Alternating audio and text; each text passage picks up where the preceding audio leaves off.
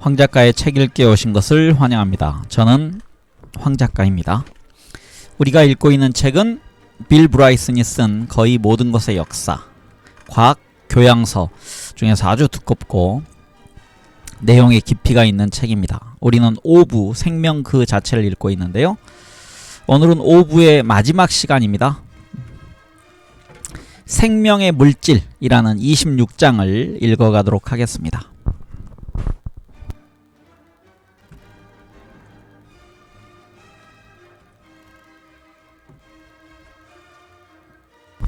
네, 우리가 읽고 있는 책의 417쪽부터 읽어가겠습니다. 제26장 생명의 물질. 당신의 부모님이 초와 심지어 나노초까지 정확한 바로 그 순간에 결합하지 않았더라면 당신은 지금 이곳에 있을 수가 없었을 것이다. 그리고 여기는 없었을 것이다 보다는 없을 것이다가 맞을 것 같네요. 그리고 부모님들이 정확하게 시각을 맞추어 결합하지 않았더라면 역시 당신은 지금 이곳에 있을 수가 없을 것이다. 그리고 그들의 부모와 다시 그 이전의 부모들이 결합하지 않았더라면 당신은 이곳에 없을 것이다. 시간을 거슬러 올라가 보면 조상에 대한 빚은 빠르게 쌓여가게 된다. 8대 정도를 거슬러 올라가면 가서 찰스 다윈과 에브럼 링컨이 태어날 시절로 돌아가면 당신의 존재를 결정한 사람들의 결합에 참여한 선조의 수는 250명이 넘게 된다. 셰익스피어와 메이플라워에 오른 청교도의 시대로 거슬러 올라가면 당신의 몸속에 가지고 있는 유전 정보를 전해준 선조의 수는 16,384명에 이르게 된다. 20대를 올라가면 당신의 출생에 기여한 사람의 수는 148,576명이 된다. 그보다 5세대를 더 올라가면 무려 3,355만 5,432명의 남자와 여자가 헌신적으로 결합한 덕분에 당신이 존재하게 되었다. 30대 전으로 올라가면 당신의 선조의 수는 총 10억 명을 넘는 10억 7,374만 1,824명이나 된다. 이들은 모두가 사촌이나 삼촌이 아니라 별 수 없이 당신의 직계 선조들이다. 로마인들이 살던 64대 전으로 거슬러 올라가면 당신의 존재를 결정하는 데 참여한 사람의 수는 지금까지 지구에 살았던 모든 사람들의 수를 합친 것보다 몇천 배가 넘는 10의 18승 명이나 된다. 10의 16승이 경이라 했으니까요. 경보다 더 높네요. 단위가 두 개가. 우리 산수에 무슨 문제가 있는 것이 분명하다. 그러나 해답은 당신의 가계가 순수하지 않다는 것이다. 약간의 근친 상관이 없었더라면 당신은 도대체 지금 이곳에 있을 수가 없었다. 사실 유전적으로는 상당히 떨어져 있었지만 그런 일은 상당히 많았다. 당신의 선조의 수가 수백만 명이 이른다면 외가의 선조 중에 누군가가 친가의 선조 중에 누군가와 함께 자손을 얻었을 가능성은 매우 높다. 사실 지금 현재 같은 민족이나 국가에 속하는 사람과 사귀고 있다면 두 사람이 어느 정도 인척관계에 있을 가능성은 매우 높다. 사실 버스나 공원이나 카페나 또는 사람이 많은 곳을 둘러보면 대부분의 사람들은 아마도 친척일 가능성이 높다. 누군가가 자신이 정보왕 윌리엄이나 메이플라워의 청교도의 후손이라고 자랑하면 당신은 즉시 나도 그렇다라고 대답해야 한다. 글자 그대로 우리 모두는 가족인 셈이다. 또한 우리는 신비스러울 정도로 닮았다. 사람들의 유전자를 비교해보면 99.9%는 똑같다. 우리가 같은 종에 속하는 것도 그런 이유 때문이다. 영국의 유전학자로 최근에 노벨상을 받은 존 설스턴의 표현처럼 대략 1000개의 염기 뉴클레오타이드 중에 하나에 해당하는 나머지 0.1%의 차이가 우리에게 개성을 부여해준다. 대부분은 최근 몇 년 사이에 밝혀진 인간 유전체에 대한 지식으로 알게 된 것이다. 사실 바로 그 인간 유전체는 존재하지 않는다. 모든 인간 유전체는 서로 다르다. 만약 그렇지 않았다면 우리는 모두 똑같았을 것이다. 거의 같기도 하면서 그렇다고 완전히 똑같지도 않은 유전체의 무한히 많은 재조합이 우리에게 개성을 부여하기도 하지만 우리를 같은 종으로 만들어주기도 한다. 그런데 우리가 유전체라고 부르는 것은 도대체 무엇인가? 그보다도 도대체 유전자라는 것은 무엇인가? 다시 세포에서 시작해 보기로 하자. 세포 속에는 핵이 있고 각각의 핵 속에는 모두 46개 복잡한 덩어리로 되어 있는 염색체가 있다. 그 중에서 23개는 어머니에게서 받은 것이고 나머지 23개는 아버지에게서 받은 것이다. 거의 예외 없이 당신의 몸에 있는 99.999%에 이르는 거의 모든 세포들은 같은 짝의 염색체를 가지고 있다.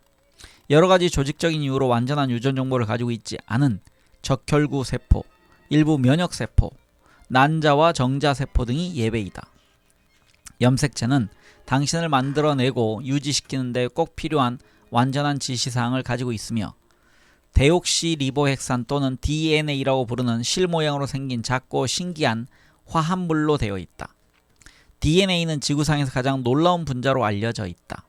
DNA는 DNA를 만든다는 단 한 가지 이유 때문에 존재하며 우리 몸속에서 엄청나게 많은 DNA가 들어있다. 거의 모든 세포에 대략 1.8m에 이르는 DNA가 들어있다. 각각의 DNA는 23억 개의 암호로 되어 있어서 크리스티앙 드 니브의 말에 따르면 모든 가능성을 고려하면 유일하게 유전 정보가 될 수 있도록 하는 10의 위에 지금 있는 숫자가요 3억 4천 아니네요 34억 8천만 승까지의 조합이 가능하다. 10의 34억 8천만 승입니다. 상상이 불가능한 1 다음에 30억 개가 넘는 0이 붙는 엄청나게 많은 가능성이다. 드 디브에 따르면 단순히 그 숫자를 인쇄하기만 해도 보통 크기의 책 5,000권 이상이 필요하다. 거울을 보면서 몸속에 1만조 개의 세포가 들어있고 거의 모든 세포에 거의 1.8m에 이르는 DNA가 단단하게 뭉쳐져서 들어있다는 사실을 생각해보면 몸속에 들어있는 DNA가 도대체 얼마나 되는가를 이해하게 될 것이다. 만약 몸속에 들어있는 모든 DNA를 한 줄로 잇는다면 그 길이는 지구와 달을 한두 번 왕복할 정도가 아니라 수없이 왕복할 수 있을 정도가 된다. 어떤 계산에 따르면 몸속에 들어있는 DNA를 모두 합치면 그 길이가 2천만 킬로미터나 된다고 한다. 간단히 말해서 당신의 몸은 DNA를 만들기를 무척 좋아하고 그것이 없으면 당신은 살아갈 수가 없다. 그럼에도 불구하고 DNA 자체는 살아있는 것이 아니다. 모든 분자가 마찬가지지만 특히 DNA는 특별히 생명이 없다. 유전학자 리처드 르윈틴의 말에 따르면 그것은 생명의 세계에서 가장 반응성이 낮고 화학적으로 비활성인 분자이다.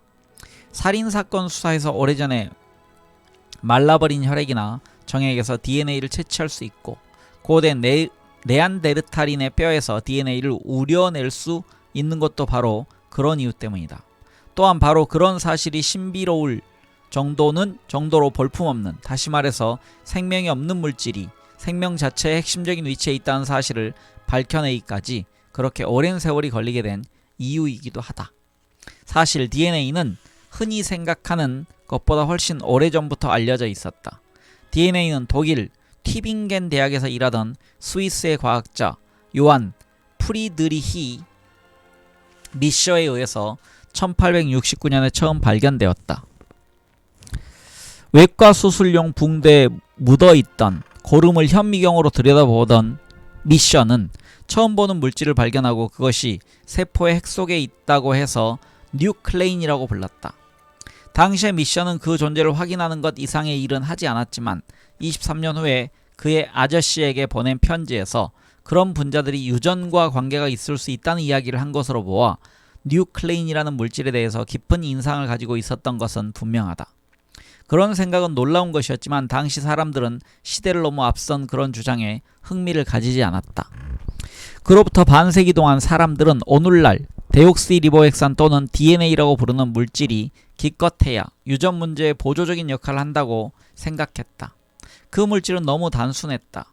뉴클레오타이드, 즉 유기염기라고 부르는 기본 성분이 4종류뿐이기 때문에 마치 알파벳이 4글자 뿐인 경우와 같았다.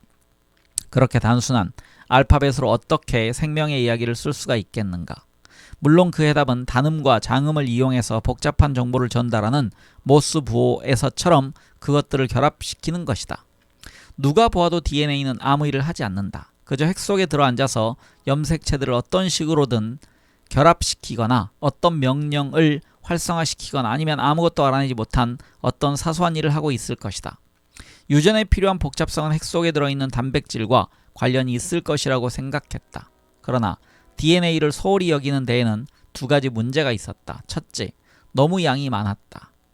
거의 모든 세포에 1.8m씩이나 들어있는 것을 보면 세포가 그것을 매우 중요하게 여기고 있는 것이 확실했다. 더욱이 살인사건의 용의자처럼 실험을 할 때마다 끊임없이 등장했다. 특히 폐렴 구균류를 이용한 실험과 박테리아를 감염시키는 바이러스인 박테리오 파지에 관한 실험에서 DNA가 사람들이 생각했던 것보다는 훨씬 더 핵심적인 역할을 할 것이라는 사실이 밝혀지기 시작했다. DNA가 어떤 식으로든지 생명에게 필수적인 과정인 단백질 생성에 관여한다는 증거가 없어졌다. 그러나 단백질이 그 생성을 지휘하는 DNA에서 멀리 떨어져 있는 핵의 바깥 부분에서 만들어지고 있다는 사실도 명백하게 밝혀졌다. 아무도 DNA가 어떻게 단백질에게 정보를 제공하는가를 이해할 수 없었다. 우리는 지금 리보엑산 즉 RNA가 둘 사이에 통역사 역할을 하기 때문이라고 알고 있다. DNA와 단백질이 서로 같은 언어를 사용하지 않는다는 것은 생물학에서 정말 이상한 일이다. 거의 40억 년 동안 단백질과 DNA는 생물계의 위대한 두 주역이었지만 서로 이해할 수 없는 암호를 이용하고 있었다. 마치 한 사람은 스페인어를 사용하고 상대방은 힌두어를 사용하는 것과 같다. 서로 의사소통을 하려면 RNA라는 중재자가 필요하다. RNA는 리보솜이라고 부르는 일종의 화학 서기의 도움을 받아 세포의 DNA에서 전달된 정보를 단백질이 이해하고 그에 따라서 행동할 수 있는 형식으로 전환시켜준다. 그러나 우리 이야기를 다시 이어가게 된 것은 1900년대 초까지만 하더라도 그런 정보는 물론이고 혼란스러운 유전과 관련된 어떤 것도 이해하지 못하고 있었다. 통찰력을 가진 똑똑한 실험이 필요했고 세상은 그런 실험을 할 수 있을 정도로 부지런하고 능력 있는 젊은이를 맞이할 준비를 하고 있었다. 그의 이름은 토마스 헌트 모건이었다. 그는 맨델의 실험을 재발견하고 4년이 지났지만 유전이라는 말이 탄생하기 10년 전이었던 1904년에 염색체를 이용한 놀라운 일을 하기 시작했다. 염색체는 1888년에 우연히 발견되었고 염색을 시키기 쉬웠기 때문에 그런 이름이 붙여졌다. 염색을 하고 나면 현미경으로 쉽게 볼 수가 있었다. 20세기가 시작될 즈음에는 염색체가 유전 정보의 전달에 관여하고 있다는 가능성이 확실한 것처럼 보였지만 어떤 방법으로 관여하고 있는가는 물론이고 정말 그런가에 대해서도 알고 있는 사람이 아무도 없었다. 모건은 드로소필라 멜라노가스 테르라는 학명을 가진 작고 정교한 초파리를 연구 주제로 선택했다. 그 파리는 과일파리, 식초파리, 바나나파리 또는 쓰레기파리로 더 널리 알려져 있다. 초파리는 음료에 빠지려는 강박관념을 가진 듯이 보이는 연약한 무색의 곤충으로 우리에게 익히 알려져 있다. 과일파리는 실험용으로 쓰기에 아주 매력적인 특징을 가지고 있다. 키우는 데에 거의 비용이 들지 않고 우유병 속에 수백만 마리를 키울 수 있으며 알에서 깨어나서 번식이 가능한 성충이 되기까지 열흘 정도이면 되고 4개의 염색체만 가지고 있기 때문에 유전의 문제가 매우 단순하다. 뉴욕에 있는 컬럼비아 대학의 셔머 홀에 어쩔 수 없이 파리방으로 알려지게 된 작은 실험실에서 모건을 비롯한 과학자들이 수백만 마리의 파리들을 신중하게 교배와 잡종 교배를 시키는 작업을 착수했다. 어떤 사람들은 수십억 마리였다고 하기도 하지만 그것은 아마도 과장된 표현일 것이다. 파리를 한 마리씩 족집게로 잡은 후에 보석 판매상들이 쓰는 확대경을 이용해서 유전에 따른 작은 변이들을 살펴보았다. 그들은 6년 동안 파리에게 돌연변이를 일으키려고 방사선이나 액선을 쪼이기도 하고 밝은 불빛이나 깜깜한 곳에서 키우기도 했고 오븐에 넣고 서서히 열을 가해보기도 하고 원심분리기에 넣어 미친듯이 회전을 시키기도 했다. 그러나 어떤 방법도 쓸모가 없었다. 모건이 거의 포기하려고 할 때 갑자기 반복적인 돌연변이가 일어났다.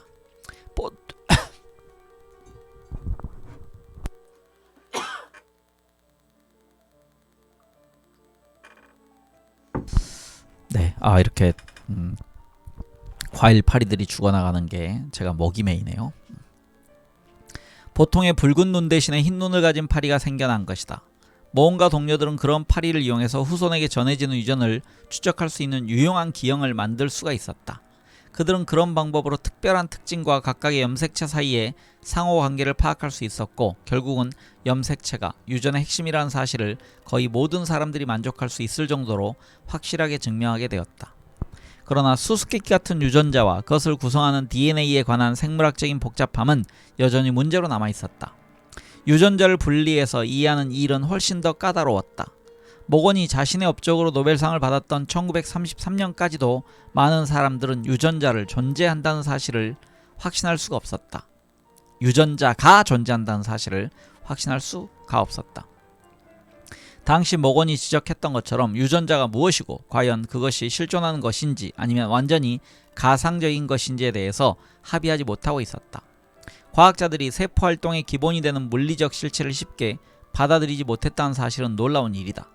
그러나 윌리스, 킹, 샌더스가 쓴 아주 드물게도 읽을 수 있는 대학 교재인 생물학, 생명의 과학이라는 책에서 지적했듯이 오늘날 우리는 사고와 기억과 같은 정신적 과정에 대해서 거의 같은 입장에 있다.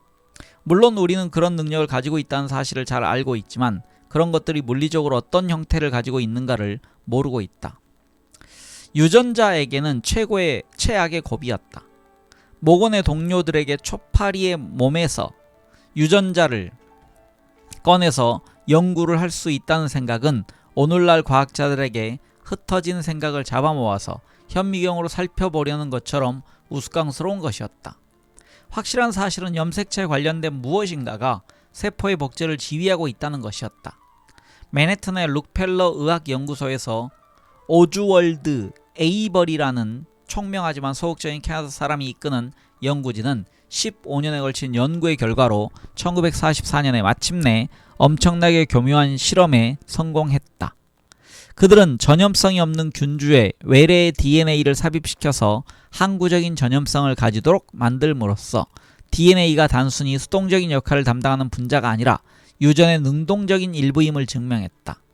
오스트리아 태생의 생화학자 에르빈 샤가프는 훗날 에이버리의 발견은 2개의 노벨상감이라고 심각하게 제안하기도 했다. 불행하게도 에이버리는 같은 연구소의 고집세고 고약한 단백질 광이었던 엘프레드 머스키의 반대에 부딪혔다. 그는 에이버리의 업적을 깎아내리기 위해서라면 무슨 일이든지 마다하지 않았다. 심지어 스톡홀름의 카롤린스카 연구소의 사람들을 대상으로 에이버리에게 노벨상을 주지 말아야 한다고 로비를 하기도 했다. 이때 에이버리는 66세로 은퇴한 상태였다. 당시의 긴장과 논쟁을 이겨내지 못했던 에이버리는 사직을 하거나 다시는 실험실 근처에도 가지 않았다. 그러나 그의 결론은 다른 곳에서의 여러 실험으로 증명이 되었고 곧바로 DNA의 구조를 밝히기 위한 경쟁이 시작되었다. 만약 당신이 1950년대에 내기를 했더라면 DNA의 구조를 밝혀낼 사람으로는 미국의 선구적인 생화학자였던 칼텍의 라이너스 폴링에게 돈을 걸었을 것이다. 분자의 구조를 결정하는 데에서는 필적할 상대가 없었던 폴링은 DNA의 핵심을 들여다볼 수 있는 핵심적인 기술인 X성 결정학 분야의 선구자였다. 1954년에 노벨 화학상과 1962년에 노벨 평화상을 받음으로써 지나칠 정도로 영예로운 일생을 보냈던 폴링이었지만 DNA의 경우에는 2중의 나선이 아니라 3중 나선일 것으로 확신을 함으로써 바른 길에 들어서 보지도 못했다. 그 대신 승리의 영광은 영국의 과학자 4명에게 돌아갔다. 그들은 함께 일하지도 않았고 서로 이야기를 나누는 사이도 아니었으며 모두가 이 분야의 초보자들이었다. 4사람 중에서 보통의 의미로 과학자에 가까운 사람은 제2차 세계대전의 대부분을 원자탄 개발에 몰두했던 모리스 밀킨스였다. 나머지 2사람은 전쟁 중에 영국 정부를 위해서 지뢰를 연구했던 로절린드 프랭클린과 프랜시스 크릭이었다. 크릭은 폭발형 지뢰를 연구했고 프랭클린은 석탄 채굴에 쓰는 지뢰를 개발했다. 그 중에서 가장 독특했던 사람은 천재였던 미국인 제임스 왓슨이었다. 어렸을 때 그는 어린이 퀴즈라는 꽤 유명했던 라디오 프로그램의 회원이었고, 그래서 그는 J.D. 셀린저의 프레니와 주의를 비롯한 여러 작품에 나오는 글래스 가문의 이론과 같은 영감을 가지고 있었다고 볼 수도 있다. 15세에 시카고 대학에 입학했다. 22세에 박사학위를 취득했던 그는 당시에 유명한 케임브리지의 캐번디스 연구실에서 연구를 하고 있었다. 머리털이 사진틀 바깥에 있는 강력한 자석에 의해서 솟아오른 것처럼 보이는 그의 유명한 사진은 그가 수줍음을 타던 23살의 젊은이였던 1951년에 찍은 것이었다. 왓슨보다 12살이나 더 많았지만 박사학위가 없었던 크릭은 머리숱이 그렇게 많지도 않았고 조금 더 수수한 편이었다. 그러나 왓슨의 회고에 따르면 그는 뽐내기를 좋아하고 시끄럽고 논쟁을 좋아하고 생각이 다른 사람에게 참을성이 없고 언제나 따돌림을 당하는 그런 사람이었다. 그는 생화학 교육을 제대로 받지도 않았다. 그들은 DNA 분자의 모양을 알아내면 그 분자가 어떻게 작동하는가를 알 수 있을 것이라고 짐작했다. 그들의 그런 생각은 옳은 것이었다. 그들은 가만히 앉아서 생각하는 것만으로 목적을 달성할 수 있다고 믿었던 모양이었다. 실제로 그 이상은 필요하지도 않았다. 왓슨의 자서전인 이중 나성에서 나는 화학을 전혀 배우지 않고도 유전자의 비밀을 밝혀낼 수 있기를 바랐다라고 약간은 정직하지 못하게 회고했다. 실제로 그들의 임무는 DNA를 연구하는 것이 아니었고 그 일을 중단하라는 지시를 받은 적도 있었다. 겉으로는 왓슨의 결정학을 배우고 있는 중이었고 크릭은 거대 분자의 X선 회절에 대한 학위 논문을 완성하고 있는 중이었다. 일반인에게는 DNA의 신비를 밝혀낸 것이 크릭과 왓슨의 업적이라고 알려져 있지만 그들의 성공은 사실 그들의 경쟁자들이 했던 핵심적인 실험의 결과였다.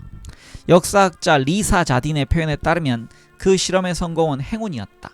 적어도 초기에는 런던 킹스 칼리지 학자였던 윌킨스와 프랭클린이 훨씬 앞서 있었다. 뉴질랜드 출신의 윌킨스는 거의 눈에 띄지 않을 정도로 소극적인 사람이었다. 그는 크릭과 왓슨과 함께 1962년에 노벨상을 공동 수상했음에도 불구하고 DNA의 구조 발견에 대한 1998년의 PBS 다큐멘터리에서 그의 존재는 완전히 무시되어 버렸다. 그 중에서 가장 수수께끼 같았던 사람은 프랭클린이었다. 이중 나성에서 왓슨은 프랭클린이 불합리하고 비밀주의적이고 전혀 협력을 할 줄 모르고 특히 괴팍할 정도로 여자답지 못했다고 아주 솔직하게 털어놓았다. 왓슨에게는 그녀가 여자답지 못했던 것이 특히 마음에 들지 않았던 모양이었다. 그에 따르면 그녀는 전혀 매력적이지도 않았고 옷에 대해서 조금이라도 관심을 가지고 있다면 정말 놀랄 일이었다. 라고 말한다. 그녀는 실제로도 그랬다. 그는 그녀가 립스틱도 사용하지 않는 것을 신기하게 여겼고 그녀의 옷차림은 푸른 양말을 신은 영국 청소년 수준이었다고 혹평을 했다. 여기 지금 밑에 설명이 좀 있습니다. 읽어드리면요. 1968년에 크릭과 왓슨이 자신들의 이중나성에 대해서 과학사학자 리사 자딘이 불필요하게 상처를 준다고 묘사한 것에 항의하자 하버드 대학 출판부는 그 책의 출판을 취소해버렸다. 여기에 인용한 첫 구절은 왓슨이 자신의 표현을 누그러뜨린 것이다 라고 되어 있습니다. 별로 중요하지 않은 내용에 대해서 설명을 해놨네요.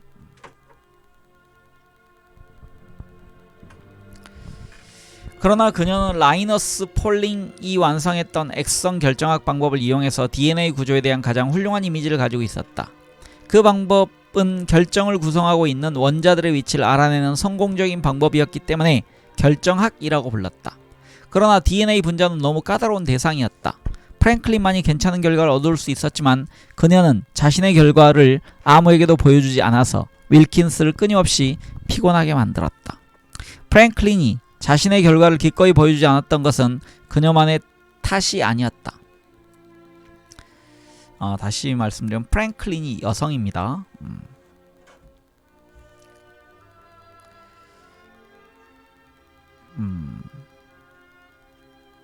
1950년대 킹스 칼리지의 여성학자들은 오늘날의 입장으로는 사실은 어떤 입장에서 보더라도 경악할 정도로 공개적인 멸시를 받고 있었다. 나이나 업적에 상관없이 대학에 교수 휴게실에 출입할 수가 없었던 그들은 왓슨조차도 때에 절은 감옥 같다고 했던 방에서 식사를 해야만 했다. 여성에 대한 차별이 있었다는 얘기입니다. 더욱이 그녀는 조금도 존경할 수 없는 선임자 세 사람으로부터 끊임없이 연구 업적의 공로를 함께 나누어야 한다는 압력을 받고 있었고 심지어는 괴롭힘을 당하기도 했다. 훗날 크릭은 우리는 그녀를 얕잡아보는 일에 익숙해져 있었던 것이 사실입니다. 라고 회고했다. 세 사람 중에서 두 사람은 서로 경쟁하는 연구소 소속이었고 나머지 한 사람도 공개적으로 그들의 편을 들었다. 그런 상황에서 그녀가 자신의 결과를 감추어뒀던 것은 조금도 놀라운 일이 아니었다. 윌킨스와 프랭클린이 서로 잘 지내지 못했던 덕분에 왓슨과 크릭은 득을 볼 수 있었다. 윌킨스는 크릭과 왓슨이 자신의 연구 영역을 마구 드나들었음에도 불구하고 점차 그들의 편을 들어주게 되었다. 프랭클린이 정말 이상하게 행동하기 했기 때문에 어쩌면 당연한 결과였다. 프랭클린의 결과에 따르면 DNA가 분명히 나선 구조를 가지고 있었지만 그녀는 그렇지 않다고 고집을 부렸다. 1952년 여름에 그녀는 킹스 칼리지 물리학과에 엉터리 게시물을 붙여놓아서 윌킨스를 화나고 부끄럽게 만들었다. 매우 유감스럽게도 DNA 나선이 1952년 7월 18일 금요일에 사망했음을 알려드립니다. MHF 윌킨스 박사님께서 고 나선에 대한 추모사를 발표하실 예정입니다. 결국 그런 모든 일 때문에 윌킨스는 1953년 1월 왓슨에게 그녀에게 알리거나 동의를 받지 않고 프랭클린의 이미지를 보여주게 되었다. 그것을 단순히 상당한 도움이었다고 표현하는 것은 충분치 못하다. 몇 년 후에 왓슨은 그 정보가 핵심적인 것이었고 우리를 감동시켰다고 인정했다. DNA 분자의 기본 모양과 그 크기에 대한 몇 가지 중요한 정보를 확보한 왓슨과 크릭은 더욱 열심히 노력했다. 모든 것이 그들의 뜻대로 이루어지고 있었다. 한편 폴링은 영국에서 개최됐던 학술회의에 참석할 예정이었다.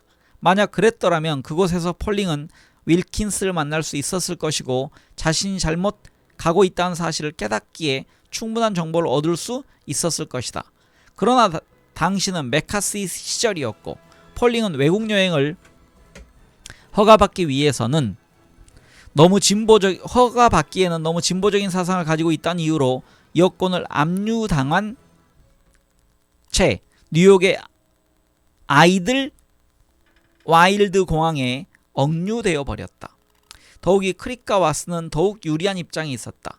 캐번디스에서 일하고 있던 폴링의 아들이 그들에게 아무 생각 없이 아버지의 연구의 새로운 결과와 문제점들을 알려주고 있었다. 언제든지 다른 사람에게 우선권을 빼앗길 가능성이 있다고 믿었던 왓슨과 크릭은 더욱 열심히 애를 썼다.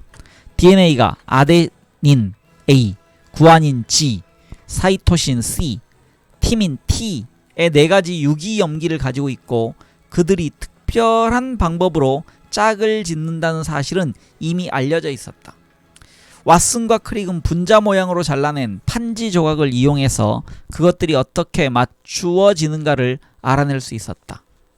그들은 금속 판들을 볼트로 연결해서 나선 모양으로 만든 현대과학에서 가장 유명한 메카노 시계 모형을 제작해서 윌킨스와 프랭클린을 비롯한 세상의 모든 사람에게 보여주었다.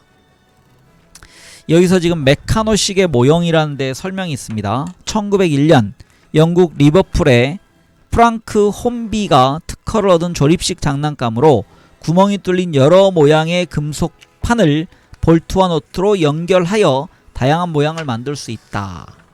좀 쉽게 얘기하면요, 그냥 레고라고 생각하시면 될 것 같습니다.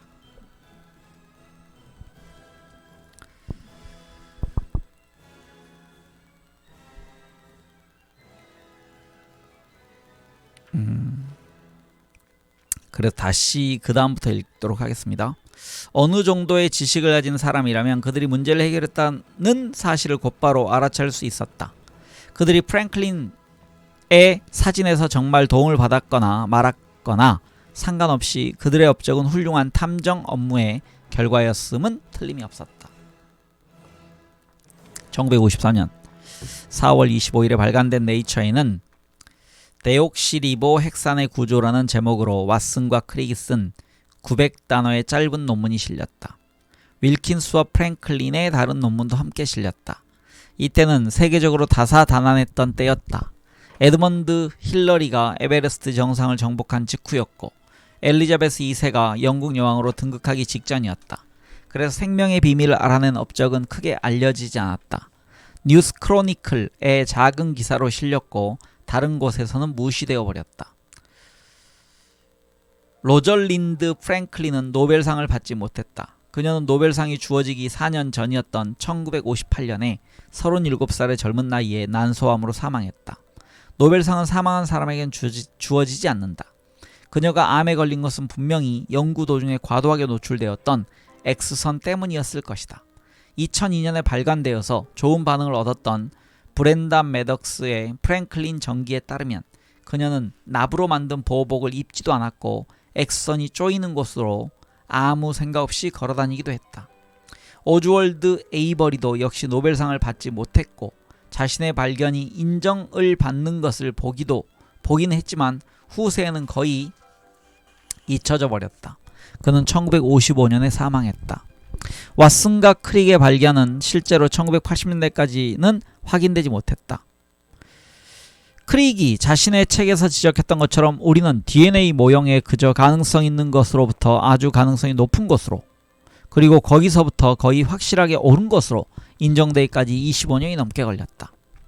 그럼에도 불구하고 유전학은 DNA의 구조를 이해한 후부터 빠르게 발전했고 1968년에는 사이언스에 바로 그것이 분자생물학이었다라는 제목의 글이 실리게 되었다.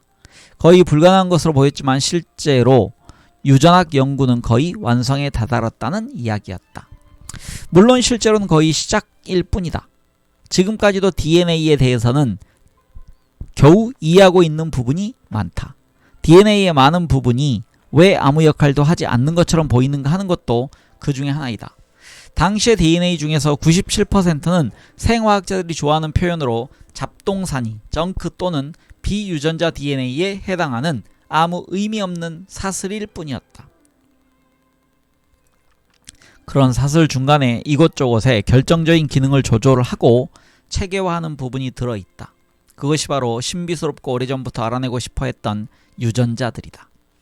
유전자는 단백질을 만드는 데 필요한 지침 이상도 그 이하도 아니다. 유전자는 그런 일을 멍청할 정도로 충실하게 수행한다. 그런 뜻에서 유전자는 피아노의 건반과 비슷하다. 지나칠 정도로 단조롭게 단 하나의 음정만을 소리내고 다른 소리는 전혀 낼 수가 없다. 그러나 여러 개의 피아노 건반을 함께 두드려서 연주하듯이 유전자들은 합쳐놓으면 무한히 다양한 화음과 멜로디를 창조할 수가 있다. 모든 유전자들을 합쳐놓으면 인간 유전체라고 알려진 위대한 교양학이 되는 셈이다. 유전자를 설명하는 방법으로 더 흔히 쓰이는 것은 그것이 인체를 움직이는 지침서의 일종이라는 것이다. 이런 관점에서 보면 염색체는 체계장에 해당하고 유전자는 단백질을 만드는 개별적인 지침에 해당한다.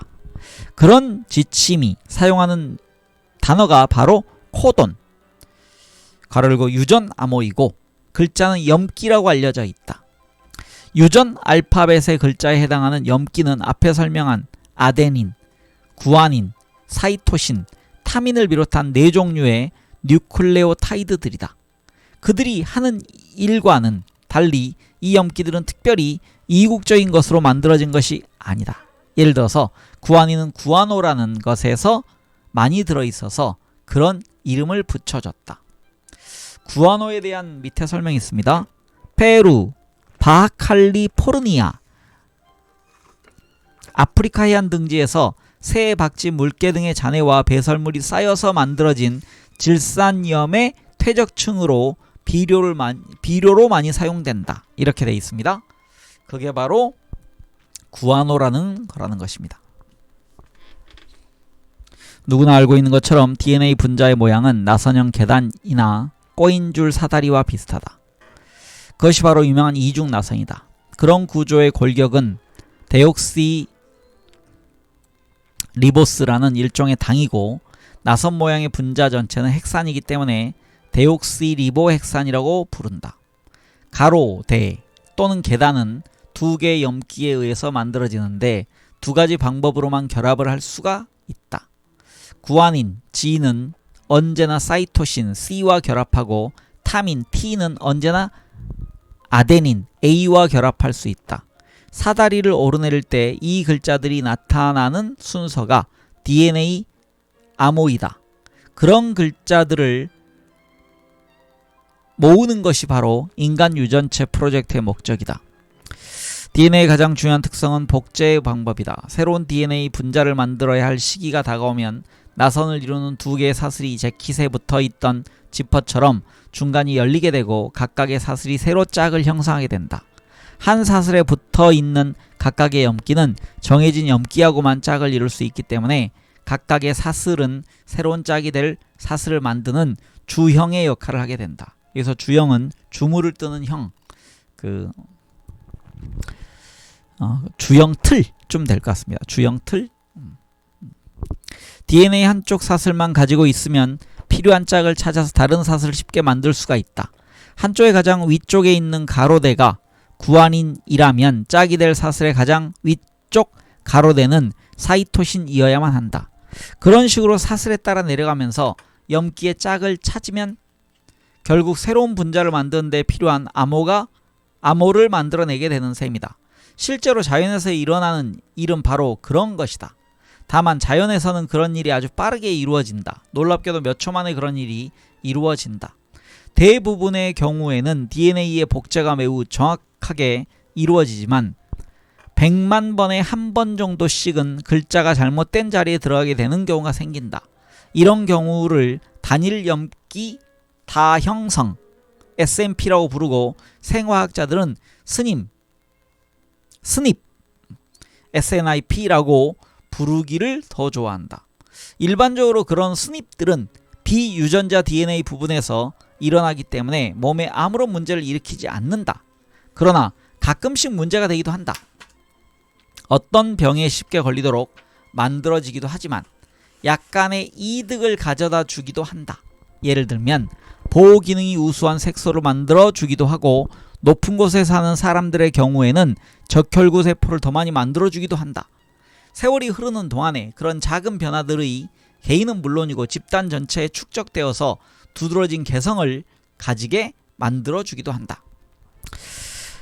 복제 과정에서의 정확성과 실수의 균형은 아주 섬세한 것이다. 실수가 너무 자주 일어나면 생물이 기능을 할 수가 없고 너무 적게 일어나면 변화에 대한 적응성을 잃어버리게 된다. 조직과 혁신의 안정성의 경우에도 비슷한 균형이 작용한다. 산소를 운반해주는 적혈구 세포가 늘어나면 높은 곳에 사는 사람이나 집단은 더 쉽게 움직이고 호흡을 더 편하게 할 수 있게 된다. 그러나 적혈구 세포는 혈액을 끈적거리게 만든다. 그래서 템플 대학의 인류학자 찰스 웨이츠의 표현처럼 적혈구가 너무 많으면 기름 펌프질을 하는 것처럼 되어버린다. 그렇게 되면 심장에 큰 부담이 된다. 그러므로 높은 지역에 사는 사람들은 숨을 편하게 쉬기는 하지만 심장에 문제가 생길 위험을 감수해야 한다. 다윈의 자연선택은 그런 식으로 우리를 보살펴 주고 있다.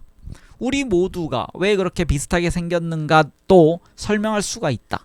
진화를 통해서 너무 많이 달라지는 것이 불가능하다. 새로운 종이 되는 경우를 제외하면 그렇다는 뜻이다. 두 사람의 유전자가 0.1% 다르다는 사실은 스닙에 의해서 설명된다. 당신의 DNA와 제3자의 DNA를 비교해보면 99.9%는 일치하지만 대부분의 스닙은 서로 다른 곳에서 일어난다. 또 다른 사람의 DNA와 비교해보면 역시 또 다른 곳에 스닙이 일어난 것을 발견하게 된다. 지구에 살고 있는 모든 사람들과 비교해보면 32억 개의 염기 서열 중에서 어느 것이라도 다른 사람을 찾을 수 있을 것이다. 그런 뜻에서 단 하나의 인간 유전체는 존재하지 않으며 어느 하나의 인간 유전체라고 부를 수 있는 것도 존재하지 않는다. 다만 우리는 60억 종류의 인간 유전체를 가지고 있는 것이다. 생화학자 데이비드 콕스의 표현처럼 우리 모두 99.9%가 일치하지만 모든 사람들이 아무것도 공유하지 않는다고 말하는 것도 역시 틀리지 않는다. 굉장히 모순된 얘기죠. 하지만 이게 DNA에 관련돼선 진리란 얘기입니다. DNA에서 특별한 목적을 가진 부분이 왜 그렇게 적은가에 대한 설명이 아직도 부족하다. 조금 신경이 쓰이긴 하지만 생명의 진정한 목적은 DNA를 영생하도록 만드는 것 같아 보이기도 한다. 리틀리의 말에 따르면 흔히 잡동산이라고 부르는 우리 DNA의 97%는 주로 스스로 복제되기 쉽다는 단순하고 간단한 이유만으로 존재하는 글자들의 덩어리로 이루어져 있다. 다시 말해서 당신의 DNA 중에서 대부분은 당신을 위해서가 아니라 DNA 자신을 위해서 존재할 뿐이다. DNA가 당신을 위해서 존재하는 것이 아니다. 당신은 DNA를 복제시키는 기계에 불과하다. 생명은 그저 존재하고 싶어할 뿐이라는 점을 잊지 말아야 한다. DNA가 그런 일을 가능하게 해준다. DNA에 유전자를 받드는 지침이 들어있다고 하더라도 그것은 생물체가 제대로 작동하도록 만들기 위해서가 아니다. 우리가 가지고 있는 가장 흔한 유전자 중에 하나가 바로 인간의 기능에 아무런 기여도 하지 않는 것으로 알려진 역전사 효소라는 단백질을 만드는 것이다. 그런 단백질의 유일한 기능은 에이즈 바이러스와 같은 레트로 바이러스가 아무도 모르게 인체에 숨어 들어가게 해주는 일이다. 다시 말해서 우리 몸은 우리에게 혜택을 주기는커녕 때로는 우리에게 치명적인 피해를 줄 수도 있는 일을 하는 단백질을 만들기 위해서 상당한 에너지를 소비하고 있다. 유전자가 그렇게 명령하는 것이기 때문에 우리 몸은 선택의 여지가 없다. 우리가 그저 그들의 변덕을 수용해야 하는 그릇일 뿐이다. 우리가 알기로는 모두 합쳐서 인간 유전자의 거의 절반 정도는 자신을 복제하는 일 말고는 아무 일도 하지 않는다. 지금까지 알려진 결과에 따르면 어떤 생물의 경우보다도 그 비율이 높다. 모든 생물은 어떤 의미에서 유전자의 노예들이다. 연어나 거미를 비롯해서 거의 수를 헤아릴 수 없을 정도로 많은 생물들이 교미 과정에서 죽음을 각오한다는 것도 바로 그런 이유 때문이다. 번식을 위해서 자신의 유전자를 퍼뜨리려는 욕구는 자연에서 가장 강력한 충동이다. 셔윈 B. 널랜드에 따르면 제국은 무너지고 이든은 폭발하고 위대한 교향곡이 만들어진 그런 모든 일 뒤에는 만족을 원하는 단 하나의 본능이 있을 뿐이다.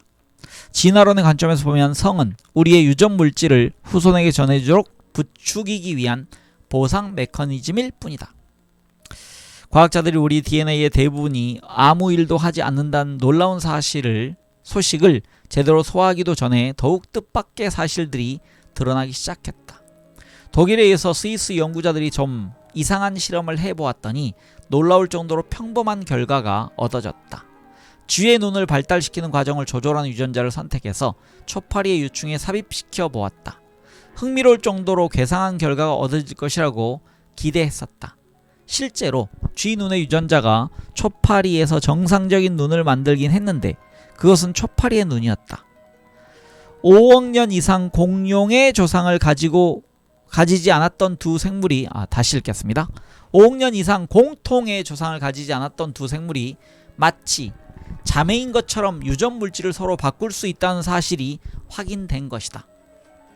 다른 경우에도 똑같은 사실이 확인되었다. 인간 DNA를 초파리의 세포에 넣어주면 초파리들은 그것이 마치 자신의 유전자인 것처럼 받아들인다는 사실이 밝혀졌다. 인간 유전자의 60% 이상이 근본적으로 초파리에서 발견되는 것과 동일하다는 사실도 밝혀졌다. 적어도 인간 유전자의 90%는 쥐에서 발견되는 유전자와 상관관계를 가지고 있었다. 우리도 꼬리를 만드는 유전자를 가지고 있지만 발현이 되지 않을 뿐이다. 분야에 상관없이 선충류나 인간의 경우에서 기본적으로 동일한 유전자들이 발견되었다. 생명은 단 한 장의 청사진으로부터 시작된 것처럼 보였다. 계속된 연구를 통해서 신체 일부의 발달을 관리하는 비슷한이라는 의미의 라틴어에서 유래된 호메오 유전자 또는 혹스 유전자라고 부르는 주조절 유전자 집단이 있다는 사실이 밝혀졌다. 혹스 유전자는 오래전부터 풀리지 않던 문제를 해결해 주었다. 하나의 수정란에서 분화되어서 동일한 DNA를 가지고 있는 수십억 개의 배아 세포들이 어떻게 간세포, 뉴런, 혈액 또는 심장 막판의 일부 등 자신이 맡은 역할을 알아내는가의 문제였다. 그런 지시를 내리는 것이 바로 훅스 유전자들이고 모든 생물체에서 거의 똑같은 방법으로 그런 일을 수행한다. 흥미롭게도 유전 물질의 양과 그것들이 어떻게 조직화되어 있는가가 그 생물의 복잡성의 수준과 반드시 일치하지도 않고 일반적으로 어떤 경향이 있는 것도 아니다. 우리는 46개의 염색체를 가지고 있지만 600개가 넘는 염색체를 가지고 있는 양치류도 있다. 고등생물 중에서 가장 진화가 늦은 종에 속하는 페어는 우리보다 40배 많은 DNA를 가지고 있다. 흔히 볼 수 있는 영원류조차도 유전학적으로는 우리보다 5배나 더 훌륭하다. 여기서 지금 페어에 대한 설명하고요. 영원류에 대한 설명이 밑에 나와 있습니다. 페어는 남아메리카, 아프리카, 오스트레일리아의 강이나 호수에서 서식하는 뱀장어처럼 생기고 2개의 폐를 가지고 있는 어류, 이게 바로 페어라고 합니다. 그러니까 이 폐자가 지금 우리가 신체의 장기로 가지고 있는 폐랑 똑같네요. 두 번째는요, 영원류란 얘기는 도롱뇽목에 속하는 가장 흔한 40여 종의 양서류를 얘기한다고 합니다. 분명히 유전자의 수가 아니라 그것으로 무엇을 하는가가 핵심이다. 최근에 인간의 유전자 수가 큰 타격을 받았기 때문에 그런 사실은 다행스러운 것이다. 최근까지 인간이 적어도 10만 개 유전자를 가지고 있거나 어쩌면 그보다 더 많은 유전자를 가지고 있을 것이라고 여겨졌다. 그러나 인간 유전체 프로젝트의 초기 결과에서 유전자의 수는 크게 줄어들어서 풀에서 발견된 수와 비슷한 3만 5천 또는 4만 개에 불과하다고 밝혀졌다. 그런 결과는 놀랍기도 했지만 실망스럽기도 했다. 유전자가 여러가지 질병과 관련이 많다는 사실은 이미 잘 알려져 있다. 몇몇 의기양양한 과학자들은 비만, 정신분열증, 동성애, 범죄성, 폭력성, 알코올 중독 그리고 심지어 좀도둑질과 노숙자의 유전자를 발견했다고 주장하기도 했다. 어쩌면 유전학적으로 볼 때 여성은 수학에서 더 열등하다고 주장했던 1980년 사이언스에 발표된 연구 결과가 생물학적 결정론의 정점 또는 저점이었다. 오늘날 우리는 인간의 어떤 면도 그렇게 쉽고 단순하지 않다는 사실을 알고 있다. 그런 주장은 매우 중요한 면에서 안타까운 것이다. 만약 키나 당뇨병에 걸리거나 여기서 키나가 물질이 아니고 우리의 키입니다. 키나 당뇨병에 걸리거나 대머리가 되거나 아니면 다른 어떤 특성을 가질 가능성을 결정하는 개인적인 유전자를 가지고 있다면 그것들을 분리해서 수선하는 일도 비교적 쉬울 것이다. 그러나 불행하게도 3만 5천 개 유전자들이 서로 독립적으로 작용한다면 인간에게 필요한 육체적인 복잡성을 도저히 만들 수가 없다. 따라서 유전자들은 서로 협력하는 것이 분명하다. 예를 들어서 혈우병, 파킨슨씨병, 헌팅턴씨병, 낭포성 섬유증과 같은 몇 가지 질병들은 하나의 잘못된 유전자 때문에 나타나지만 그렇게 잘못된 유전자들은 개인이나 집단에게 항구적인 문제를 일으키기 훨씬 전에 자연선택에 의해서 제거되는 것이 일반적인 원칙이다. 대부분의 경우에 우리의 운명이나 건강, 심지어는 눈의 색깔까지도 각각의 유전자가 아니라 여러 유전자들의 연합작용에 의해서 결정된다. 그래서 사람의 몸이 어떻게 만들어지는가를 이해하는 것과 디자인된 아이를 탄생시키는 일이 그렇게 어려운 것이다. 사실 최근 몇 년 사이에 유전에 대해서 알게 되면서 문제는 더욱 복잡해졌다. 심지어는 생각하는 것조차 유전자가 작동하는 방법에 영향을 미치는 것으로 밝혀졌다. 예를 들어서 남자의 수염이 얼마나 빨리 자라는가는 그 사람이 성에 대해서 얼마나 많이 생각하는가와 관련이 있다. 성에 대해서 생각하면 남성 호르몬이 생성되기 때문이다. 1990년대 초에 과학자들은 배아기의 쥐로부터 필수적이라고 생각되는 유전자를 제거하더라도 건강에 자라고 심지어는 그런 조작을 하지 않은 형제나 자매보다 더 잘 적응하기도 한다는 정말 놀라운 사실을 발견했다. 일부 중요한 유전자를 파괴해버리면 다른 유전자들이 그 틈을 채워주는 것으로 밝혀졌다. 그런 것은 생물에게는 좋은 소식이지만 이제 겨우 이해하기 시작한 문제를 더욱 복잡하게 만들어버리기 때문에 세포가 어떻게 작용하는가를 알아내고 싶어하는 사람들에게는 좋은 소식이 아니었다. 그런 복잡한 요인들 때문에 인간 유전체를 규명하는 것이 시작에 불과하다는 사실이 분명해졌다. MIT의 에릭 랜더의 말처럼 유전체는 인체의 부품 목록에 불과하다. 유전체는 우리가 무엇으로 만들어졌는가를 알려주긴 하지만 우리가 어떻게 작동하는가에 대해서는 아무것도 알려주지 못한다. 지금 우리에게 필요한 것은 인체를 어떻게 움직이도록 만드는가에 대한 운전 지침서다. 우리는 그 문제에 가까이 접근하지도 못하고 있다. 그래서 이제는 인간 단백질 프로티오미가 목표로 등장했다. 아마 프로티오미인지 프로테오메로 읽는지 아마 그대로 읽는다면 프로테오메가 맞을 것 같습니다. 아주 새로운 개념이어서 10년 전까지만 하더라도 단백질체라는 단어는 존재하지도 않았다. 단백질체는 단백질들을 만들어내는 정보를 모은 목록이다.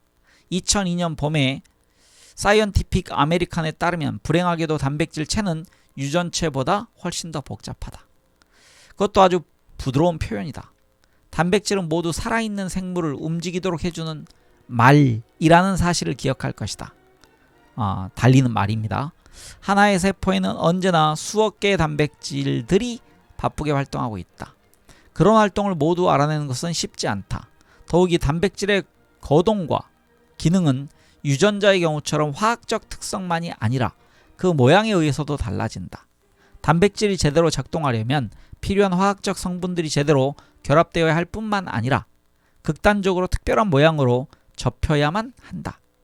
일반적으로 접힘, 폴딩이라는 말을 쓰긴 하지만 실제와는 달리 기하학적으로 단순한 것을 뜻할 수도 있기 때문에 오해의 가능성이 있다. 단백질은 고리 모양이나 코일 모양을 만들기도 하고 오그라들기도 해서 언뜻 보면 지나칠 정도로 복잡해 보인다. 단백질은 잘 접은 수건이 아니라 미친 듯이 구겨놓은 옷걸이처럼 보인다. 더욱이 고풍스러운 표현을 쓸 수 있다면 단백질은 생물학의 세계에서 유행의 첨단을 달리는 물질이다. 단백질은 그 기분과 대사 환경에 따라서 인산화, 글리코실화, 아세틸화, 유비쿼틴화, 황산화가 되는 등 놀라울 정도로 다양한 화학적 변화를 일으킨다. 대부분의 경우에는 그런 변화가 아주 쉽게 일어나는 것처럼 보인다. 사이언티픽 아메리칸에서 지적했듯이 포도주 한 잔을 마시더라도 몸속에 있는 단백질의 수와 종류가 바뀌게 된다. 그런 변화는 술을 마시는 사람들에게는 좋은 것이지만 몸속에 무슨 일이 일어나는가를 알고 싶어하는 유전학자들에게는 조금도 도움이 되지 않는다. 모든 것이 도저히 불가능할 것처럼 복잡하게 보이기도 하고 어떤 면에서는 실제로 그렇기도 하다. 그러나 그런 속에도 생명체가 작동하는 방법에 숨겨져 있는 근본적인 통일성 때문에 나타나는 단순성이 숨어 있다.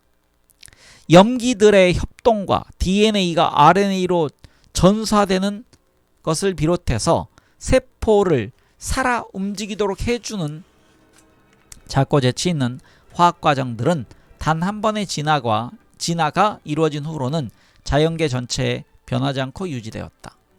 프랑스의 유전학자 고 자크 모노가 반농담처럼 말했듯이 대장균에 적용되는 것은 대부분 코끼리에도 그대로 적용되어야만 한다. 오히려 더 그렇다. 살아있는 모든 생물은 단 하나의 계획에서 비롯되었다. 우리 인간도 점진적으로 만들어진 것에 불과하다. 38억 년에 걸친 캐캐묵은 조절, 적응, 변이, 그리고 행운의 수성 결과일 뿐이다. 놀랍게도 우리는 흔히 생각하는 것보다 초파리나 채소에 훨씬 더 가깝다. 바나나에서 일어나는 화학적 기능의 거의 절반 정도가 근본적으로는 당신의 몸에서 일어나는 화학적 기능과 똑같다. 다시 한번 강조하지 않을 수가 없다. 모든 생명체는 하나이다. 그것이 이 세상에서 가장 심오한 진리이고 그렇다는 사실이 앞으로 증명될 것이라고 믿는다. 네, 이렇게 해서요, 생명 그 자체라는 5부가 아주 길게 돼 있었는데 5부를 읽었고 우리는 이제 다음 시간에는 이 책의 마무리 부분입니다. 6부, 우리의 미래에 관련돼서 읽도록 하겠습니다. 우리가 지금 총 436쪽까지 읽었습니다. 이 책이 대략적으로 제가 페이지를 한번 보도록 하겠습니다.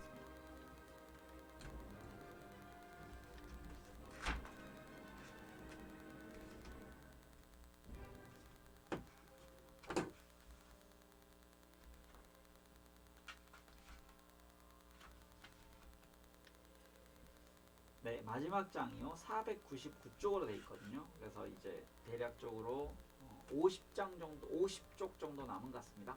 그래서 제 6부 우리의 미래에서 빌 브라이슨이라는 분은 어떤 말씀을 하시는지 한번 보도록 하겠습니다. 네, 다음 시간에 뵙겠습니다. 감사합니다.